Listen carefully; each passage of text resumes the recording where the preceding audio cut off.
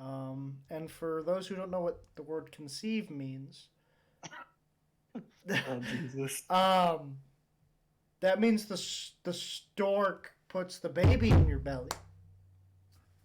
That's what conceive means. Means the parents fucked. I It's love it. I love it. yeah, we're past the line of having.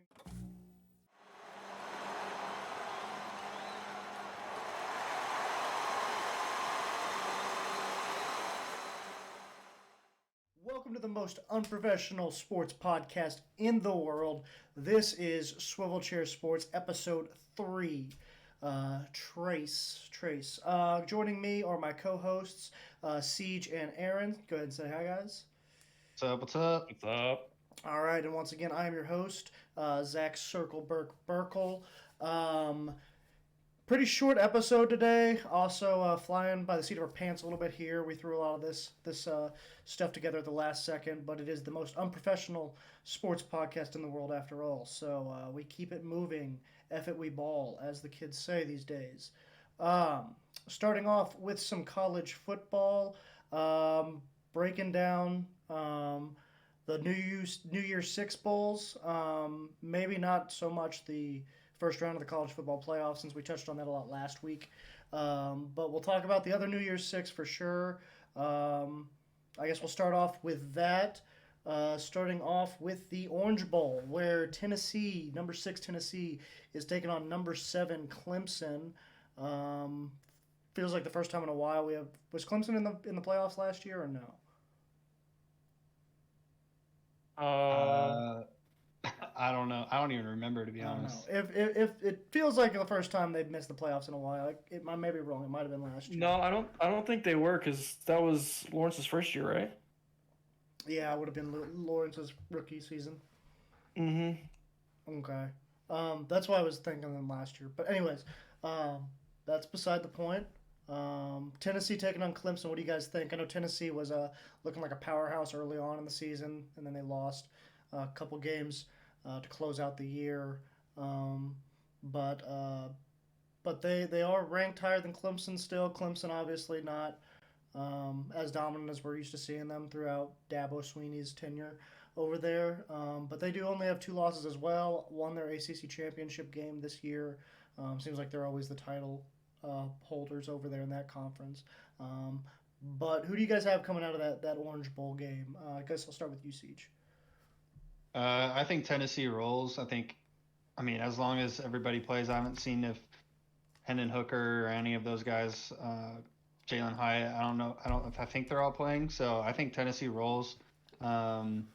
Just because Clemson, I mean, if Clemson puts DJ, I'm not even going to try to say his last name, at quarterback, I don't think they have a chance just because he's shown that he wasn't the quarterback that everybody really thought he was. He's struggled a lot this year, especially the second half of the season. Their offense hasn't looked the same, and I think that could be a testament to people kind of figuring them out, as well as them not having quite as talented as a quarterback that they might have thought that they had. But yeah, I think Tennessee rolls in this one. I think they win by a pretty decent margin. Okay, Aaron, what do you think? Um, it's Ugalele, I believe, right? Something like that. Something like that. Didn't Yeah. he enter the transfer portal? Oh, yeah, maybe he did. Yeah. He did. I thought I He saw definitely did. his So he's name not in playing. there. Yeah. So then Clemson's chances go up a little bit, I guess. Yeah, that's a good point. Yeah, I mean, Dabo Sweeney's always got a solid defense, but I don't see Clemson having the firepower to keep up with Tennessee. So I agree with Siege wholeheartedly. Tennessee rolls on. Yeah. As much as I'd love to see Tennessee get their butt kicked again, probably not going to happen. Clemson definitely not as dominant as they're used to being, and that Tennessee team's good this year. As much as I hate to say it, they really are.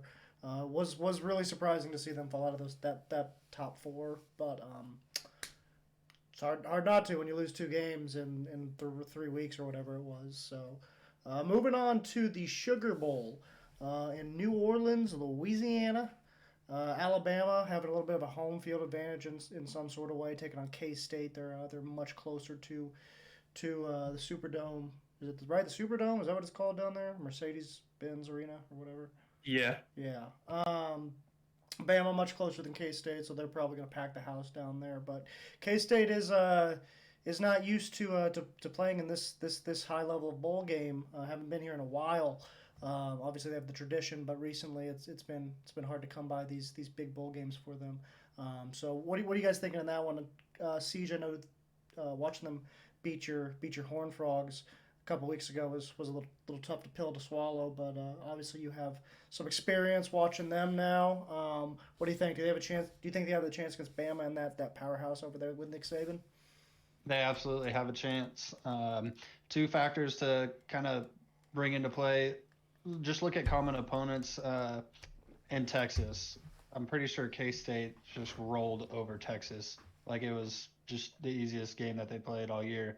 Um, and they have Deuce. Deuce is one of the most electric running backs The deuce is in the loose. country. Um, the thing that I mean, I say they have a chance. I don't know what's going on with the transfer portal deal in Alabama, but it seems like everybody's getting out. It seems like a lot of the Alabama players are getting out, and it may be because playing time, maybe because I mean we got Deion Sanders going to Colorado, stuff like that. But yeah, it seems like a few starters from Alabama's um, defense and I think one or two from their offense are in the transfer portal. So it's going to be a weird game. Um, they all waited until they saw if they got into the playoffs or not to enter the transfer portal, and once they found out that they didn't, it's like a somewhat of a mass exodus from Alabama. So it'll be interesting to see how that plays into the game, but I think it'll be a pretty close game. I would love to see Kansas State go down to Louisiana and just put a haymaker on Alabama just because I don't like Alabama. But yeah, I think it'll be a good game. Aaron, what you thinking over there? You think K State's got any chance against Alabama, or do you think Bama's just going to roll right over them? I've doubted Alabama in the past, and they've almost always proved me wrong. Yeah. But I can see this actually being a really good game. This might be one of the best games of the New Year's Six that we're seeing. The only game that I could really see being a little like tight, close game would be TCU Michigan, which we talked about last week. Yeah, that's the one that was on my But mind. I mean, yeah, this could be one of the best games we see this year. Yeah, I hope so, man. I mean, obviously we all want competitive games. Um, Maybe K State doesn't want to be a competitive game if it means they lose. Maybe Bama doesn't want it to be a competitive game if it means they lose. But anybody who's not a K State or Bama fan is definitely hoping for all these six bowl games to be tight, contested, and come down to the end. Moving on to the Cotton Bowl Classic down in Arlington, Texas, at Jerry's World. We got number 10 USC, just absolutely crumbling down the standings after that second loss to Utah, going from 4 to 10. Um, Got to be rough for them over there right now. But they are taking on number 16 Tulane, kind of a surprise entrant into the New Year's Six. Typically, you don't see a lot of mid-major schools, to my knowledge. So it'll be interesting to see how they match up against a USC team that was essentially maybe one half away from going to the college football playoffs this year. What do you think, Siege? Do you think Tulane's got a chance against USC, or the Trojans just too good for them? I wouldn't say that USC is too good for them. I would say that Tulane has a really good running game. They're not going to do too much in the passing game. I mean, they could throw the ball, obviously, but their running game is really where they live and die. I think Tulane has a really good team. I don't think it's to the caliber that USC has. And you see that just because they're a mid major, they play in the AAC. But yeah, I think USC wins this game. I think it'll be a little bit closer than people might expect, but I think USC wins. Aaron, what do you Yeah, think? I don't know much about Tulane, but you can see teams with good run games. The key is possession. You got to keep the ball out of especially the kind of air raid offense that USC has. If they can, manage the time of possession, and kind of keep it as a close game till the end, then it could be a really good game. But I kind of see USC pulling away later. Yeah, yeah. I mean, it's going to be hard for Tulane to match the talent that USC has over there, obviously. Um, but hopefully they can muster up something and maybe even upset them. That'd be pretty cool to see a mid major like Tulane come in and beat a Power Five powerhouse low key like USC. Last power or last New Year's Six bowl. That's not a college football playoff game. We have the Rose Bowl over in Pasadena, California, where Utah, number 8 Utah, after beating USC for the second time this year in the Pac-12 championship, they are taking on Penn State, number 11 Penn State, and the what cats over there? What the heck's their mascot called again? The Nittany Lions. There we go. Nittany Lions. Nittany Lions. The cat. I mean, it's cat. It's technically a cat. But what do you think? I haven't watched a whole lot of Penn State this year. Really, my only Utah experience is the Pac-12 last week. So, what do you think, Siege? Do you think this is going to shape up to be a good game? I think it will shape up to be a really good game. I think Utah kind of surprised some people by being able to beat USC twice. I don't think it's necessarily a coincidence that they beat them twice. I think they have a very good. I mean, they do a very good job of setting up game plans for who they're playing, and I think. I mean, Penn State. It's again like the Big Ten is. It's always tough to kind of gauge where teams are at in the Big Ten because there's such a disparity in the top 3 teams and then the rest of the conference. I mean, you have Ohio State, Michigan, and Penn State always at the top of the conference. There's never any drama going on in the Big Ten really. I mean, sometimes Wisconsin is good and then the next couple years they're terrible. It is how it is. But I think what we saw in Penn State when they played Michigan and Ohio State, they didn't do bad. They did well. I don't think they're to the level of those 2 teams and are really close right now. But I want to say I have Utah winning this game, but I mean, again, it's kind of tough to gauge where this game's going to go just because the 2 teams play completely different football.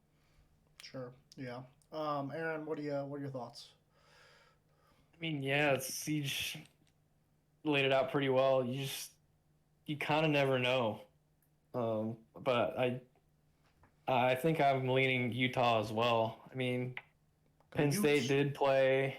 Was it Ohio State close, or it was Ohio State or Michigan close in like the first half?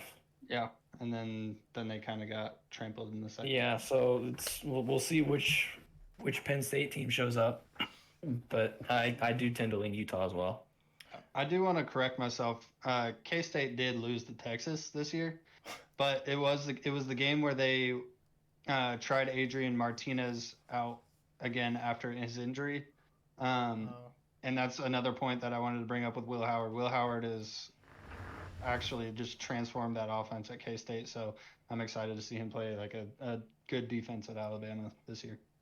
Just throwing that out there. Yeah, well, I mean, I really do think the K-State Bama game's going to end up being good. So hopefully we're not wrong on that, and Bama doesn't come out and just destroys them because they didn't make the playoffs and they're pissed. So I guess we'll move on to we could touch over the college football playoff semis again. I guess. Talk about Dion. Well, yeah, we can talk about Dion, but I mean, do you want to finish the New Year's Six, or do you want to just skip over those 2 since we talked about them last week?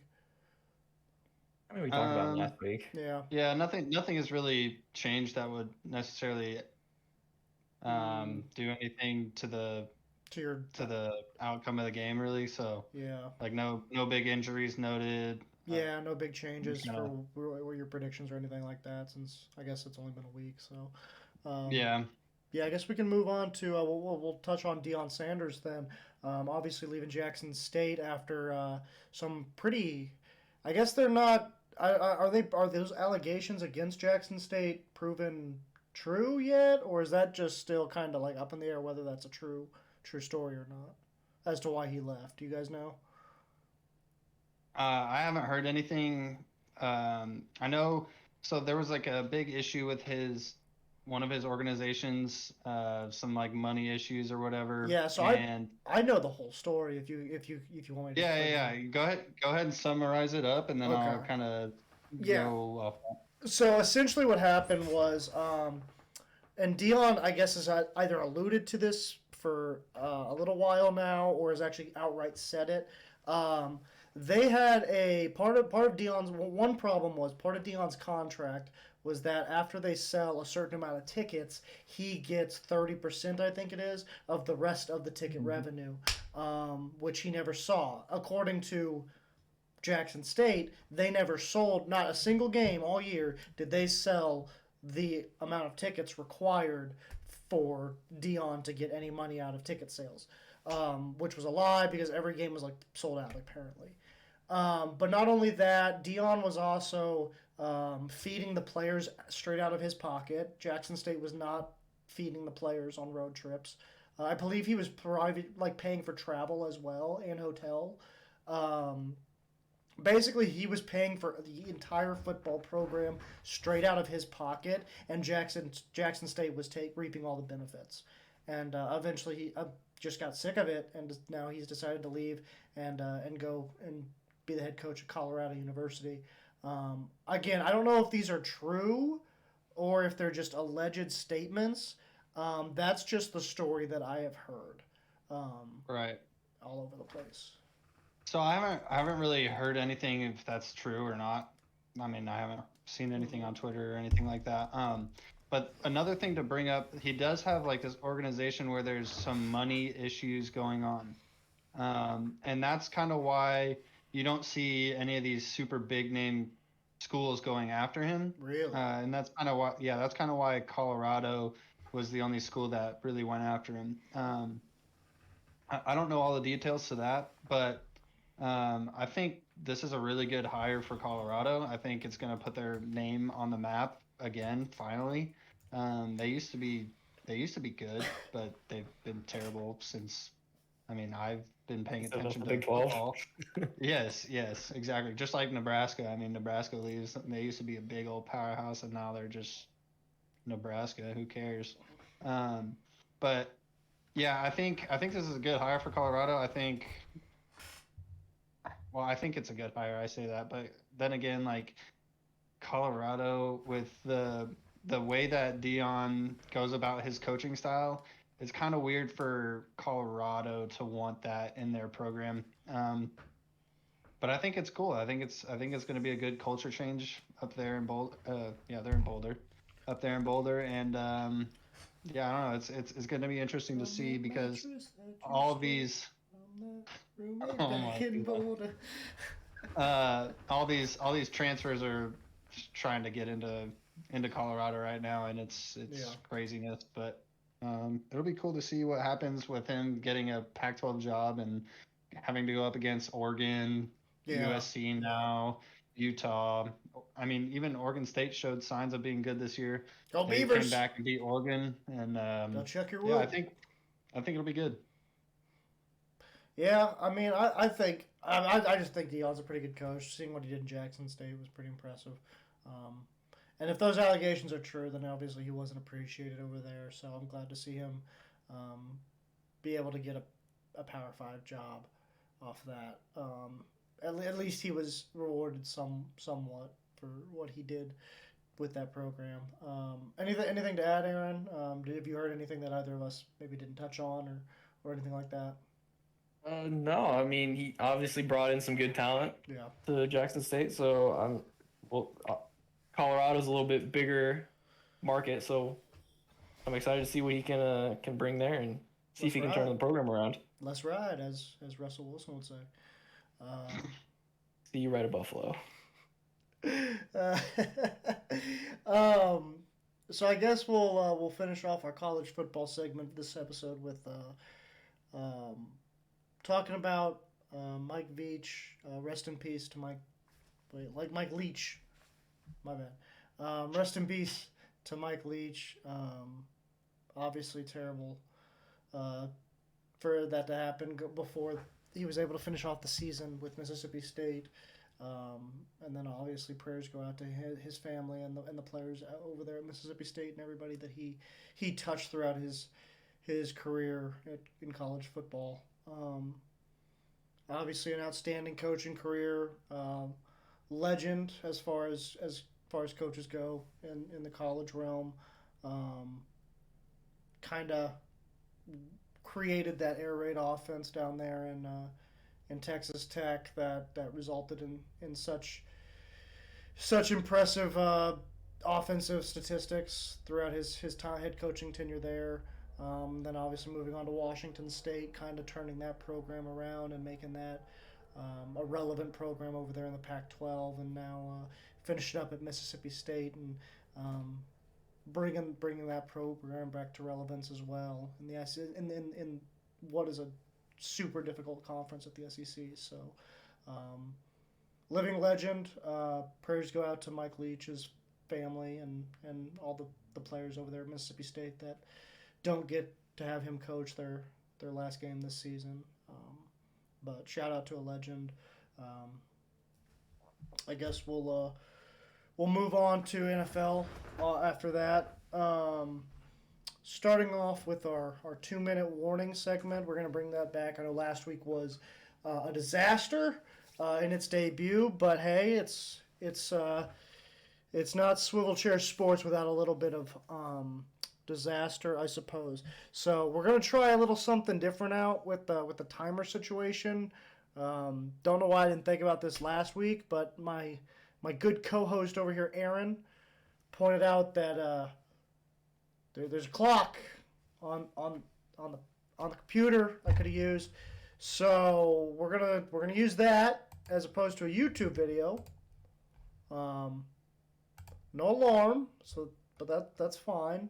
Okay, there she is. You see that? 2 minutes. And then once again, we're just gonna break down. Well, not break down. Don't have time for that.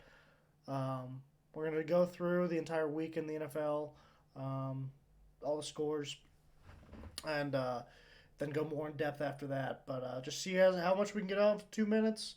And Aaron, if this doesn't work, you're fired. Okay. Okay. Glad we're on the same page. Let me bring up the NFL scores. And it was week 14. Yeah? Okay, cool. So, 3, 2, 1, go. All right, so we start off with the Rams beating the Raiders. Mayfield Magic over there in LA right now. Huge comeback against Derek Carr and the Raiders. Absolutely stunning them late in the fourth quarter for that 17-16 victory. Go Baker, baby. We're living in LA right now. Then we have the Ravens squeaking out a win against the Steelers. First game without Lamar since the injury. Able to pull out a close 2-point victory against a divisional rival, so that was good. Bills beating the Jets in what looked like was way closer game than it should have been.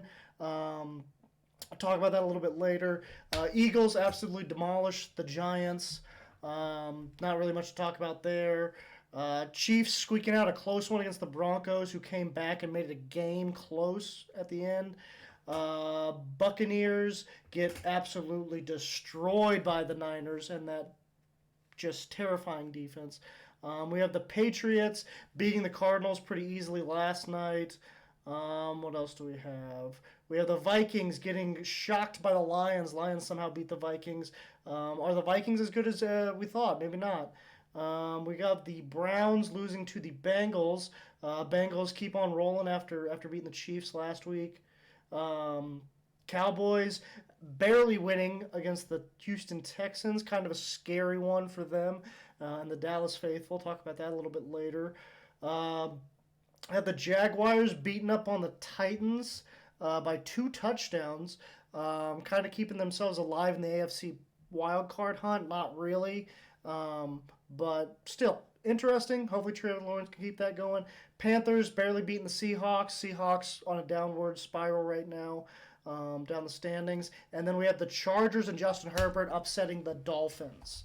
So now that we finally were able, after 2 episodes, get a 2-minute warning, go off without a hitch. Let's go a little bit more in depth. I guess we can start with the Ravens-Steelers game. Able to win 16-14, barely squeak out a victory against a divisional rival who is not very good this year. Man, do you think that if Lamar misses in the rest of the regular season, let's say, obviously I think they still make the playoffs, but do you think the Bengals end up swooping in and winning that division now, Aaron? What are you thinking there? I don't know. What does Cincinnati's schedule look like? I mean, they are on a roll, and the Ravens have looked shaky, but yeah, I wouldn't be surprised if those two flipped. Yeah, so division lead. It looks like the Ravens have the Browns, Falcons, Steelers, and Bengals is the last game of the season, actually.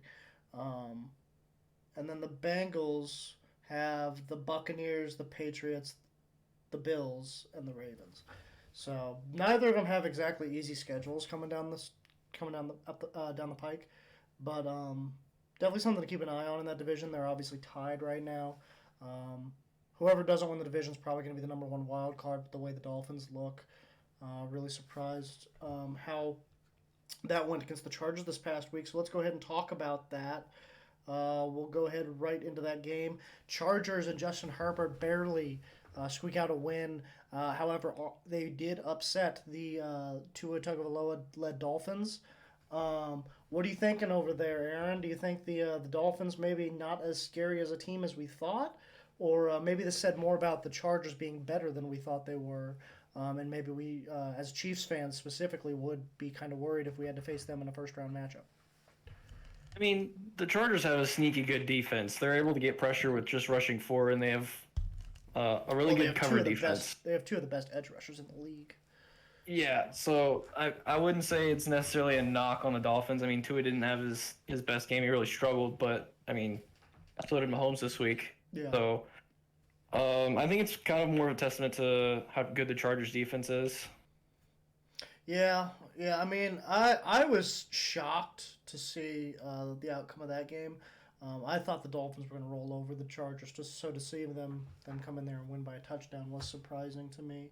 And it didn't even help me on fantasy because I already lost. So Herbert's fantasy points did nothing for me, but it's fine.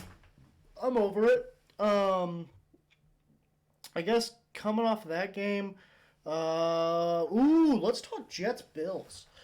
Bills, kind of second time they played the Jets this year. Obviously, the first one they lost. This one they only won by 8 and only scored 20 points.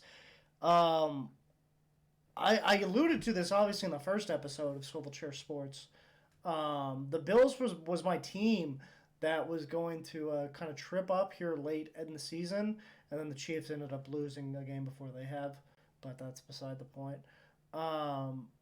The Bills' offense still has not looked like they should, and I don't know if I should chalk that up to weather getting colder, or if maybe Josh Allen's just not playing as well. But what do you think on Aaron? Do you think the Bills are maybe, or maybe that Von Miller injury is a bigger deal than we think? The Von Miller injury is definitely a big deal, but you can't slouch on how good that Jets defense is. I mean, Bob Saul has done a really good job tightening that unit up, and I mean, Sauce Gardner has made a legit case to be a potentially top 5 or top 10 cornerback this year. I mean, he's been absolutely balling over there, especially for a rookie. So, yeah, he's probably defensive rookie of the year for sure, right? Yeah. I mean, he's almost a shoo-in at this point. He's played stellar, but yeah, the Bills. I mean, I wouldn't be too worried about their offense. I mean, yeah, they've kind of struggled here, but they've got a few more games to kind of turn it around, figure things out, and iron out all the kinks for the playoffs, which they might end up having a first-round bye anyway. So. Yeah. Get that extra week of rest and preparation. Yeah, that's man, I hope they trip up late because like I kind of said earlier, as a Chiefs fan, I don't want to face the Chargers in the first round, and that's looking like that's possible if we get the 2 seed. I still confident that we would beat the Chargers in a first round matchup, but Herbert's and that offense and that defense for that matter, um, considering did they beat us earlier this year or was it just a close game both times? No, it's just a close game. Yeah. I don't think. Um, We also the Colts, the Bengals, and who was the the other one? Bills. Yeah. Bills. But yeah, I mean they've played us tight ever since Herbert took over the helm. So that's just somebody I don't want to mess with in the first round. It's not exactly a uh, 39-year-old Ben Roethlisberger led Steelers team that doesn't even deserve to be in the playoffs. You know, it's a Chargers team that's scary dangerous and should have been better than a 7 seed. We can kind of lead this into the Chiefs game. I Yeah, mean, that's what I was gonna do actually. they've got the quintessential way to beat Mahomes, which is what I kind of brought up earlier, which is rush 4 and Yeah, be able to be drop able to back drop 7. 8 or 9. Yeah, Nine. they're fucking they're really good. Where'd you get 9? It's 11 players. I'm not a big math guy. But yeah, I mean that's kind of what the Broncos did this week. They were able to rush 4 and keep that pocket. Mahomes loves to either sprint out to the side or cut up through the middle where the pressure breaks through, and that they held their shape, and he had some picks as a result. He wasn't able to really get his feet set and throw the ball with the power that he usually does. So that was kind of his problem this week. Just some bad picks. Yeah, and in fairness, I did fall asleep before the second half because I thought it was over. I mean, we were up 27-0 at one point, so I just assumed that it wouldn't be exciting, especially with Russell Wilson leading the Broncos. He's terrible. So, actually, shouts out. Yeah, I know he had a best game of the season, of course, against us. But shout out to him. Hopefully he quick recovery with the concussion. Hopefully that's not keeping him out for this next week, because that was kind of scary seeing his head bounce off the turf like that. Yeah. But I just assumed that those 2 second half picks, because I saw the one in the first half. I don't think I saw either of the second half ones. I just chalked those up to him being up by so much that he thought he was invincible, especially with the underhanded touchdown pass he threw early in the game. He has a tendency. That was insane. But he has a tendency. That just shouldn't happen. No, but he has a tendency. If once a play like that does somehow break free, he has a tendency to think he's Superman and go out there and just chuck the ball wherever he thinking that he can't be picked off. So that's what I assumed happened in the second half, but I don't know. I didn't watch. No, the first interception I don't think was too bad. The linebacker kind of faked him out. He made like he was running away from Kelsey, who was his target, and then he kind of broke back and had a diving interception. I thought that was the first half one, or was that? That was the first one. Okay, yeah, I saw that one. The second one was Mahomes climbing up in the pocket into a defensive lineman and just kind of trying to rely on his arm strength. Yeah, underthrew the ball. It was off target, and it was a really great pick. Yeah. Diving pick. See, and then the third one. Go ahead. The third one was just him trying to do too much towards the end of the game in a close game. He threw it I believe it was to Kelsey, who was surrounded by like 3 guys, and it wasn't even. I mean, it was on target, but they were all 3 there for the pick. So yeah, it was a bad decision on his part, and he knew it right away. Yeah. So. And I mean, with his picks, rarely is it a case. I mean, he'll have some here and there, obviously, like that third one. Rarely is it a case of it's a bad decision. More times than not, it's either underthrown or it's a great diving play by the defense. Like, a lot of his picks are diving plays, which tells you they're not, like, terrible decisions necessarily. They're just, like, missed throws or something like that. It's typically not right into the defender's chest, like it sounds like the third one was. I guess we're kind of done with that game. I don't really know what else to talk about with that. Broncos obviously not going anywhere this year. Russell Wilson left the concussion. That's really the only other thing. Yeah, and I brought that up early, so really not much more to say about that game. I guess we can talk about. Is there any more AFC games you want to talk about?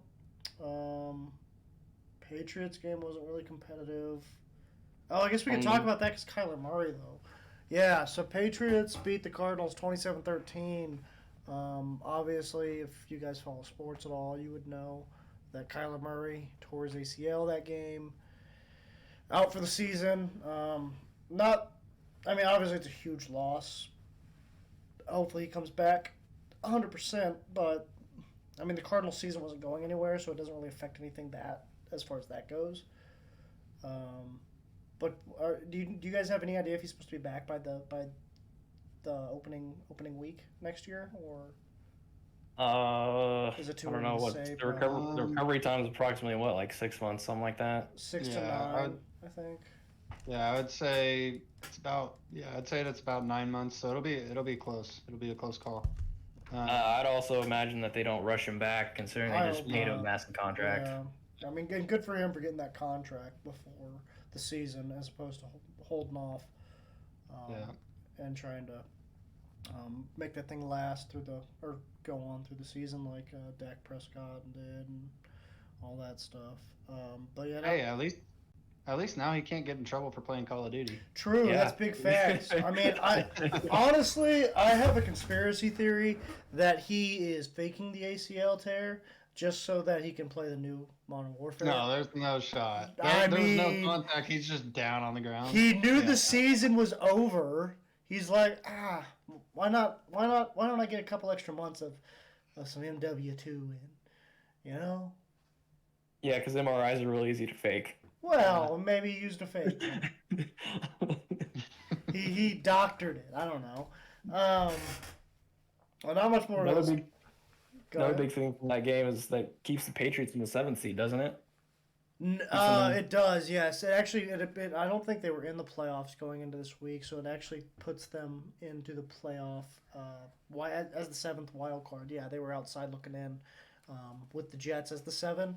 Now them and the Jets have flipped, and the Chargers, which we talked about a little bit ago, actually jumped the Jets as well. So that loss to the Bills was a bigger deal than I think we thought it might be going into the week. That could end up being the difference between the Jets making the playoffs and not. So definitely interesting. Those are the 3 teams you got to look out for over there in the AFC. And we'll have a little quick update on the playoff picture at the end of the segment, our NFL segment. But those are the 3 teams: the Chargers, the Patriots, and the Jets that you got to look out for in the AFC as which one of those 3 teams is going to make it and what 2 are going to miss. I guess since we talked about all those 3 teams, there's really nothing else to talk about in the AFC. Bengals, beat the Browns pretty easily. Deshaun looked better. Do what? Did Deshaun look better? Did he? Yeah, he seemed to shake some of that rust off. Looked more mobile, more willing to use his legs. He's more accurate. Yeah. It looks like. I'm just looking at stats alone. He looks like he had a much better game this week. They really had to rely on him because they couldn't really get a run game going. So yeah, I see that too. Nick Chubb, 14 carries, 34 yards. What is up with Kareem Hunt this year? Why is he not getting any carries? I'm not sure. He did request the trade before the season started, right? Yeah, before the season. Yeah, but a coach doesn't go out of his way to make his team worse because of that. He would still play him. That's what I don't understand. It could be an attitude thing, though. He doesn't want to be there. Maybe. So he's not putting in the work. So they're just not going to put him on anymore. Yeah, that's possible. I guess we can talk some NFC. Big surprise over there was the Vikings losing to the Lions. Lions beat them by 21. Holy crap, 21. Is that right? Oh my gosh. So holy crap. What? I don't even have words right now for that. I didn't watch the game.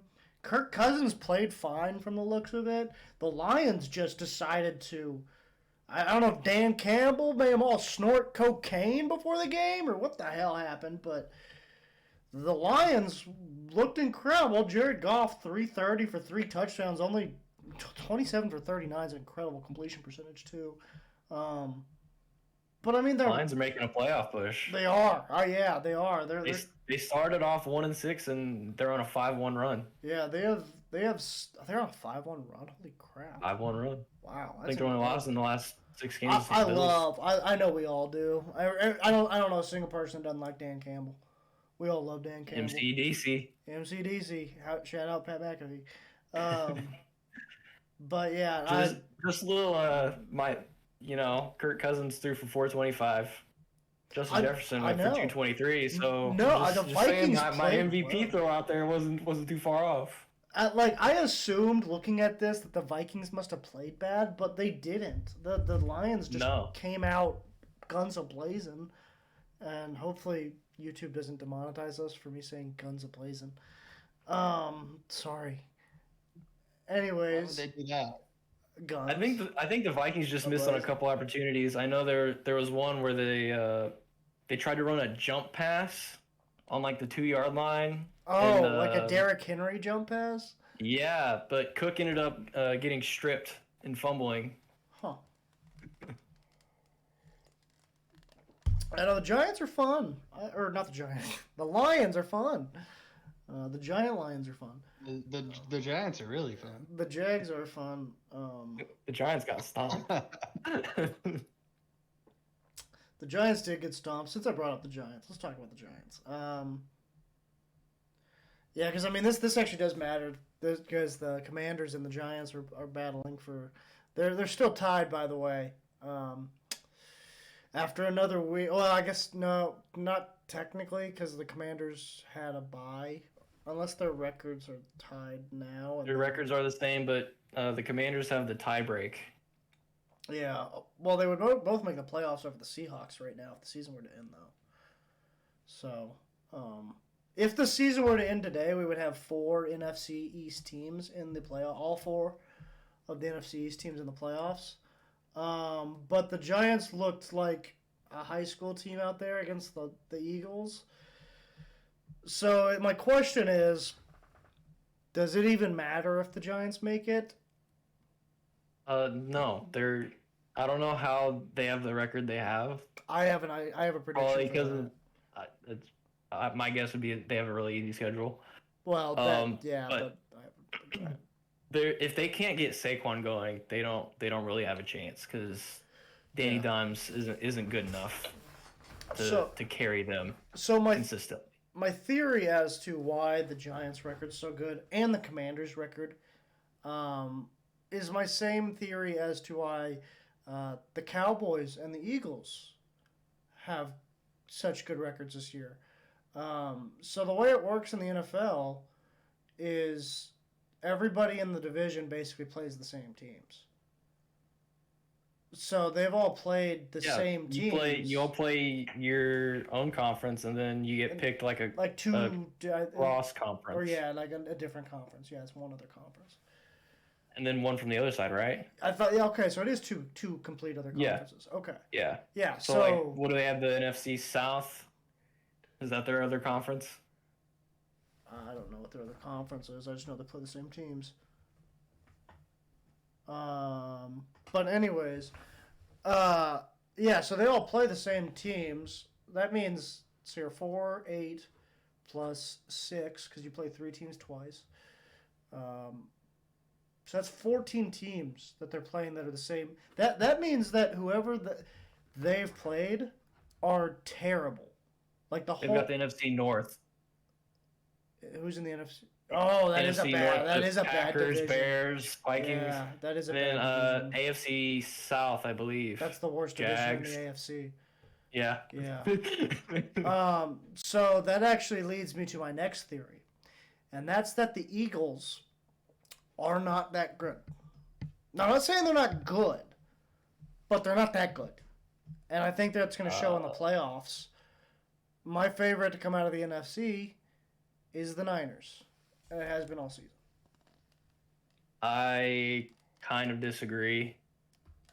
I think we'll see that their defense isn't quite as good as people have been led to be, but I think their offense is fairly stacked. Their running back, Boston Scott, is that his name? I think he's really underrated. Um, Jalen Hurts is obviously, I think he's my favorite for the MVP at this point. Yeah. And then AJ So was Brown. Carson Wentz at one point. Yeah.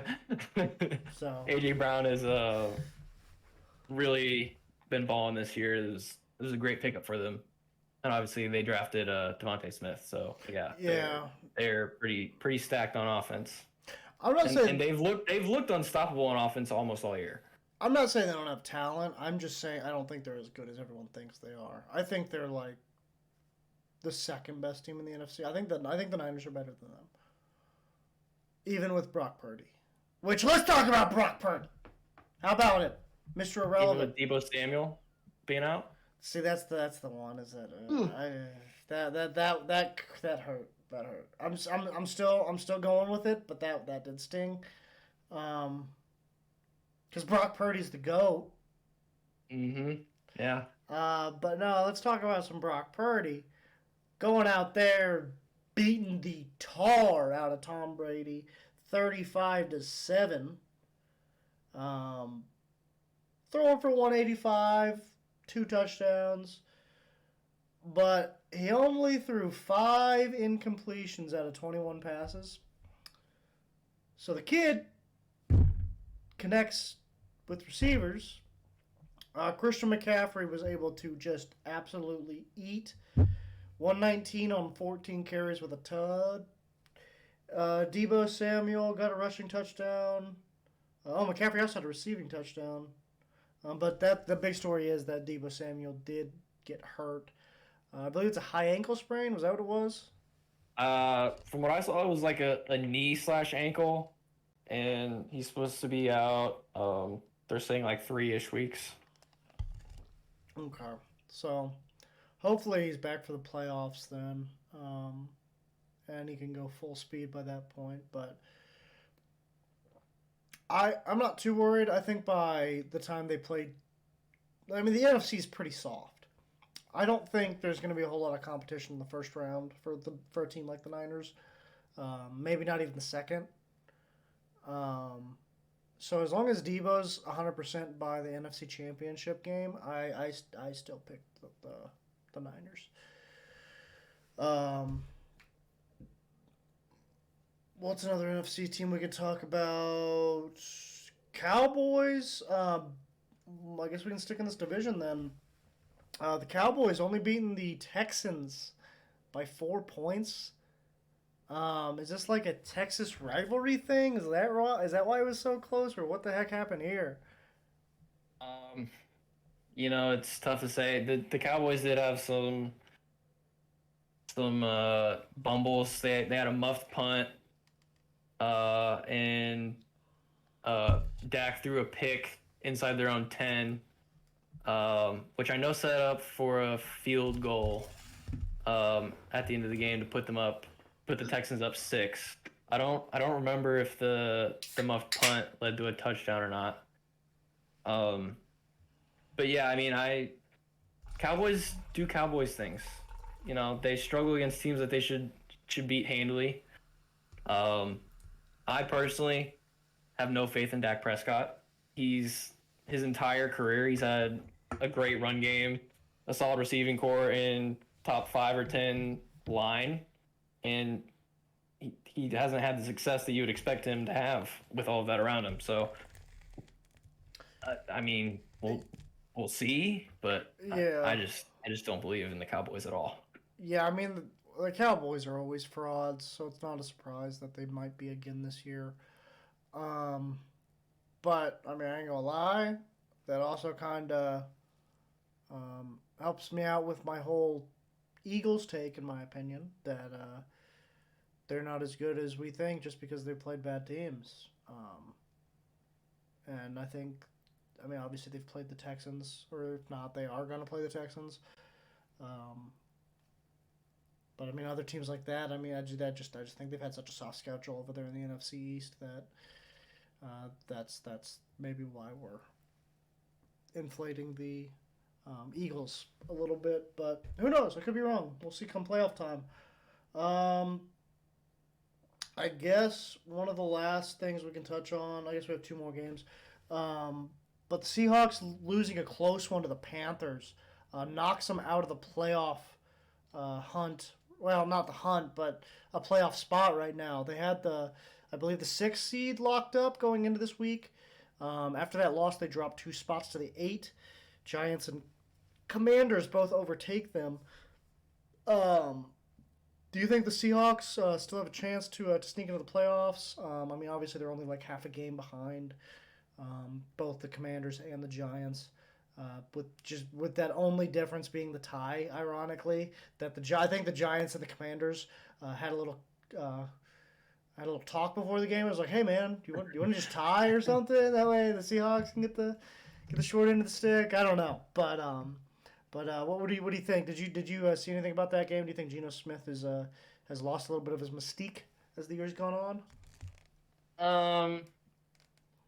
Maybe a little bit, but I don't. He did look a little unsettled and uncomfortable early, but he kind of settled in and found his stride. He had 2 picks with some pressure in his face early, and then he really came back and made a good game of it. So I can see them.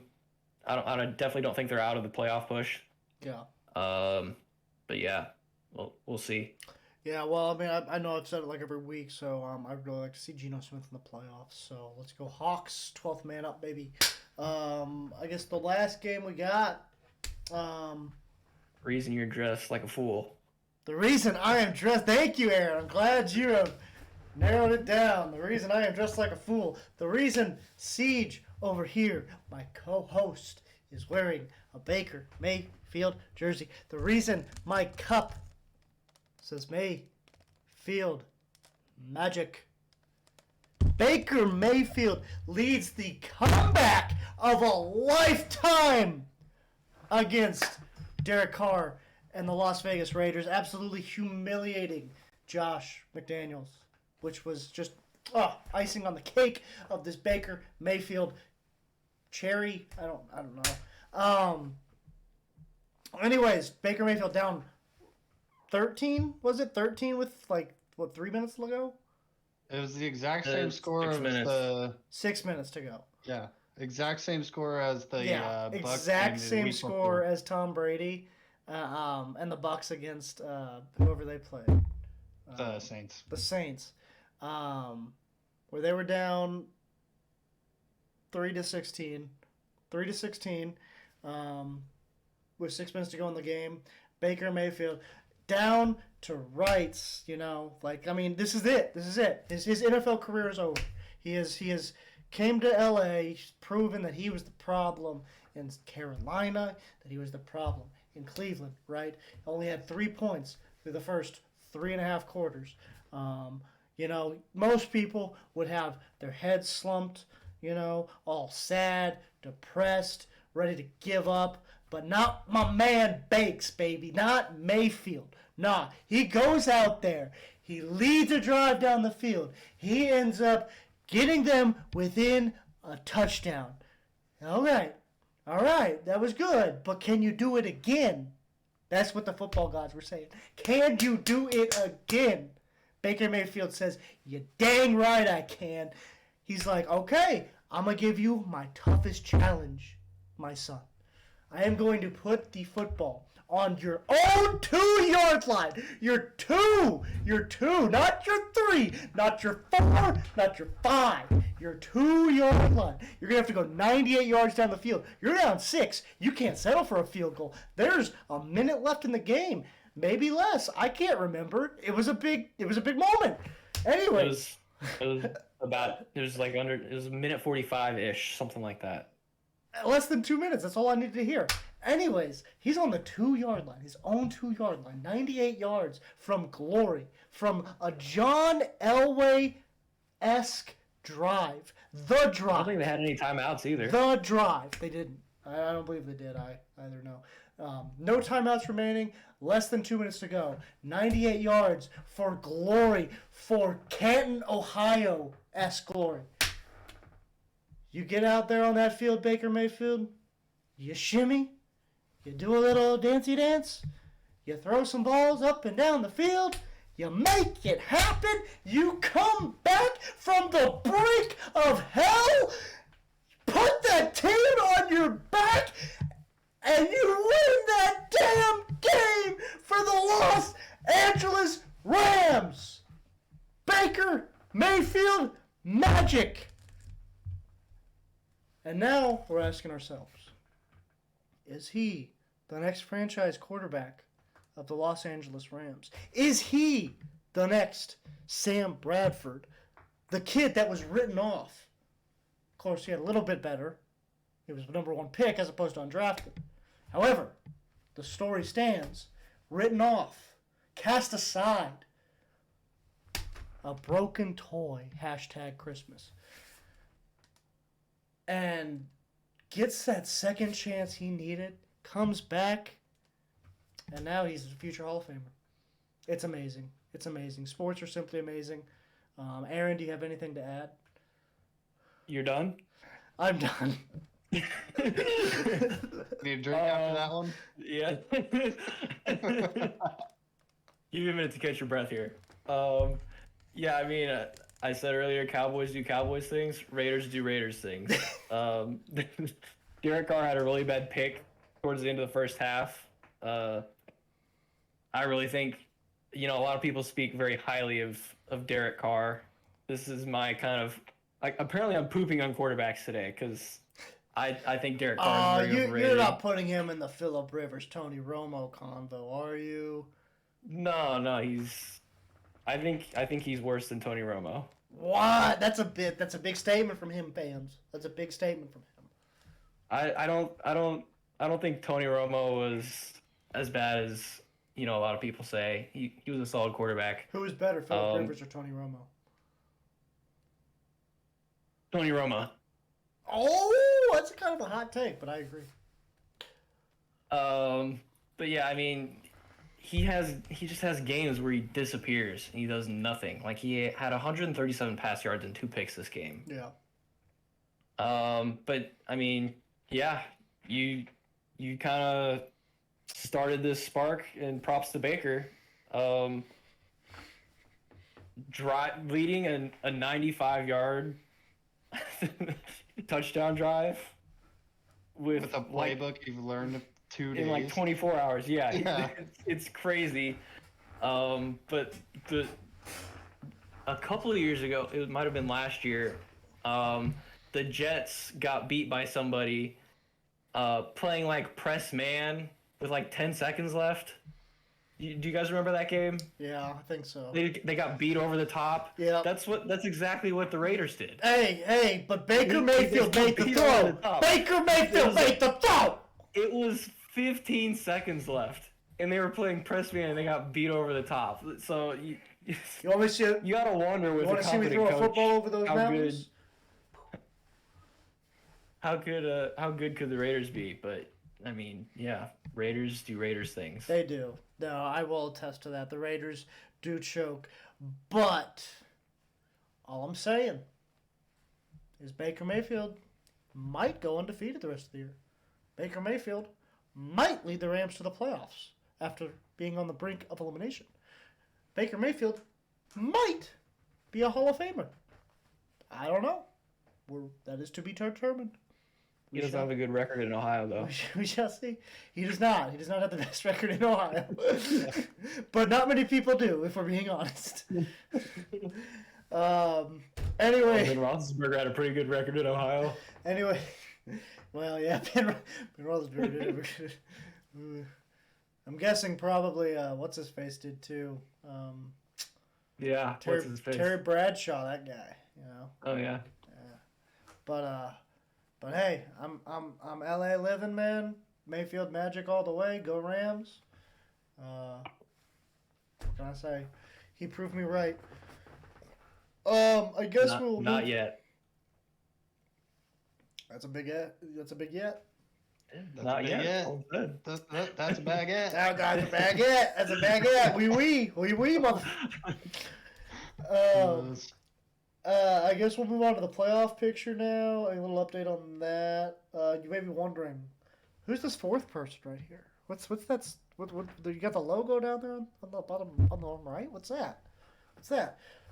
Yeah, we had to make a new account because obviously the freezing with the whole switching to the browser thing. So we made a whole new account so that we could make this a little bit better.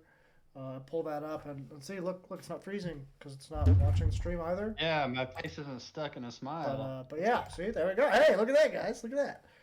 Let's go ahead and do this. Take a look at this playoff picture. So, obviously, we still got the Bills, Chiefs, Ravens, and Titans standing pat. Nothing changing in the division picture on either side, actually. Same with the NFC, the Eagles, Vikings, Niners, and Bucks all remaining the same. Big changes happening in the wild card in both conferences, though. We have the Bengals jumping the Dolphins for that first wild card seed. And then the Patriots, that is the big one, as alluded to earlier. The Patriots have jumped the Jets to get into that 7 seed as of right now. And then the Chargers also jumping the Jets to be the first team on the outside looking in. And then as far as the AFC goes, nothing else really to talk about. I guess you could talk about this AFC South right here, where the Titans are only 2 games up on the Jaguars, with 4 weeks left to play. So a lot could happen still there. But as far as wild card goes, these are the 3 teams that you should be looking at, because those top 6 probably aren't changing. Moved on to the NFC. Talked about it earlier. Division winners staying the same right now. Wild card, Cowboys stayed the same, but the big changes happened here with your 6 and 7 seeds. Seahawks last week, I believe, were at the 6 with the Giants at the 7. Well, after their loss to the Panthers, they have now fallen outside of the top 7 seeds and are the first team on the outside looking in, with both the Commanders and the Giants jumping into the wild card spots, along with their division rival, Dallas. And then you may be wondering, why on earth is the entire NFC, which you can't really see, it says NFC South. Why is the entire NFC South logo in the hunt? Well, ladies and gents, They all stink. essentially, yes, it's because they all stink. The Bucks are only 1 game up on the 2nd and 3rd place teams in that division, and only 2 games up on the 4th place team in that division. So, with 4 weeks left, that division's entirely up for grabs still. Anybody from the Saints up to, not the Falcons, but the Panthers are actually the 2nd team in that division now, believe it or not. So, it'll be interesting to see how the rest of that wraps up. And then, lastly, go Rams!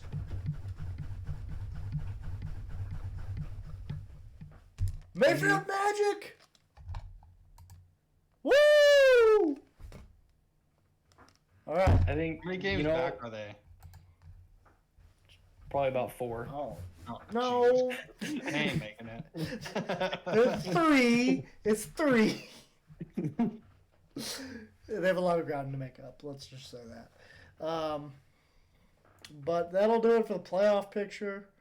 Unless you guys have anything else to add. Either of you have anything to say Are about they still behind the Cardinals? They're last in the division still, yeah.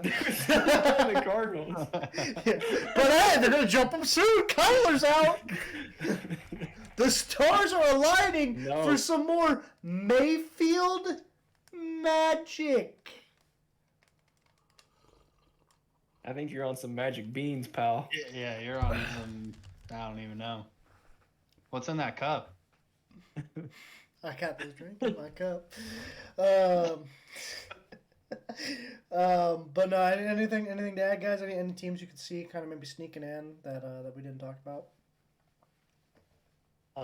No, not really. Not really. What do you think's gonna happen with that NFC South, though? Do you think the Bucks hold on to it, or do you think they maybe they slip up here in the last 4 weeks and Maybe the Panthers or Falcons sneak in. I think if the Bucks slip up, it'll be the Falcons that slip in. Really, even though they're the 3 right now, but they don't have the tiebreaker against Carolina. I'm aware. Mariota's out for the year. I don't care. I have zero faith in Sam Darnold. PJ Walker?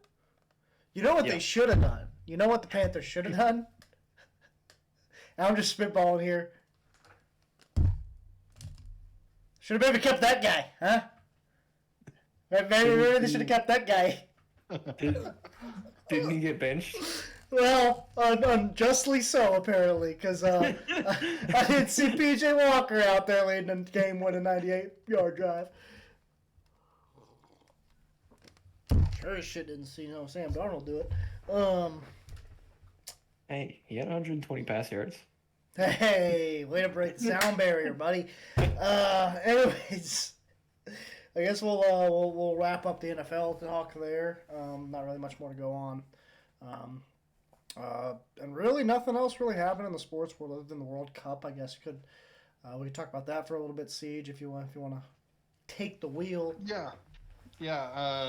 Argentina beat Croatia. They took care of business. Messi scored a pen. He also had an assist. I think they won 3-0. Oh, my bad, 3-0, as they say in the soccer world. And then France took care of business today against Morocco. So it'll be France and Argentina in the final. This will be Messi's 1,000th career game. Ooh. And this is also his 5th World Cup. So that's like 20 years of playing soccer. So that's crazy to me. Is he the GOAT?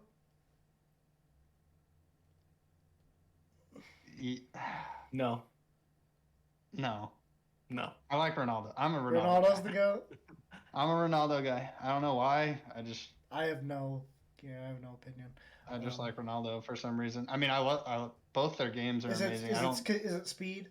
Did Speed make you fall in love? No, I hate that guy. He's so annoying. That guy should not be getting paid millions and millions and millions of dollars to do what he does. In my opinion. No, I agree. He annoys the crap out of me too. Hey, we were young and dumb once. Well, I'm still pretty dumb, just not as young. I wasn't allowed. We're just dumb in a different way. Yeah. But yeah, it'll be good. It'll be a good matchup between Mbappe, the new up and coming Mbappe. Talk of being the like his he's generation. The next guy. He's the next guy. Him and Neymar. So what? Him and Neymar. Neymar's a little old, pal. Is he really? Neymar's done after this year. Yeah. No. He's done. No. Yeah, he announced really? it. How old he is announced he? this past World Cup was going to be his last one. How old is he? I don't know, but he's done. Talk. Okay. Well, it'll be a good matchup between Messi and Mbappe. It'll be cool to see kind of the passing of the torch, so to speak, in this World Cup final. He was born in '92, so He's he's only 30.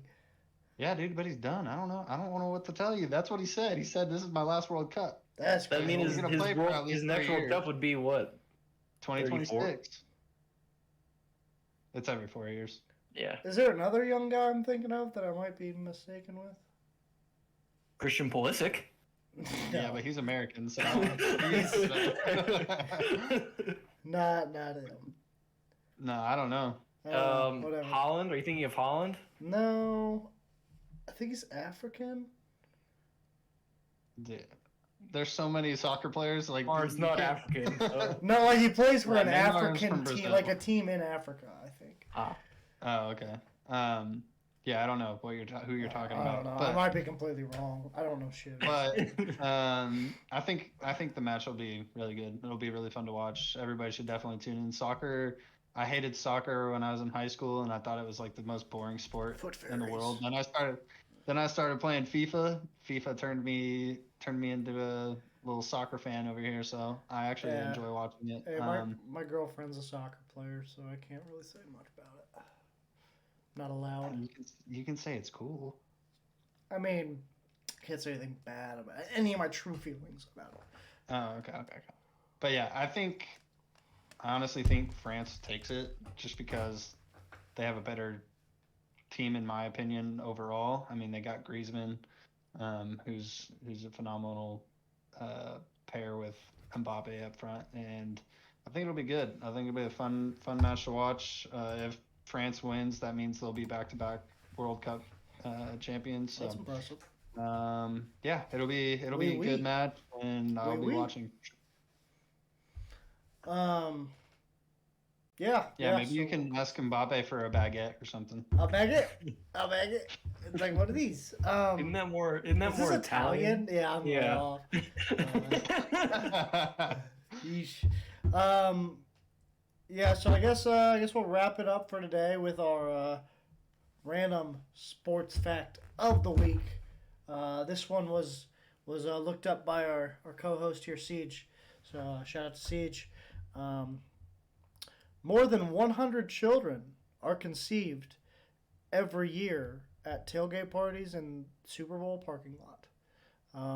And for those who don't know what the word conceive means, Oh Jesus. that means the stork puts the baby in your belly. That's what conceive means. Means the parents fucked. I love it. Yeah, we're past the line of having to get by for curse words on monetization, and we're not even monetized. So who cares? We're working on it. So subscribe, like the video, share the video, but subscribe. That's the main thing. I should have said this at the beginning because I don't know how many people are still watching. But if you are, thank you and subscribe. Please. I'm starving. I need food. They look like it. Help me. They're That's not what holding. your cup says. They're holding me hostage. It's his idea. Who are you pointing to? You're pointing to the side of Pointing my out the computer right screen. now. It looks like you on the recording. That's all that matters. Anyways, no, for real, guys. If you made it this far in the video, appreciate it. Thank you so much. And please do consider subscribing, liking the video, sharing it to your friends. But hey, if not, it's cool too. Anyways, I guess this will do it for episode trace of the Swivel Chair Sports Podcast. I've been your host, Zach Circleberg-Burkle, co-host Siege and Aaron. Thank you all for joining us who did. Have a great night. God bless.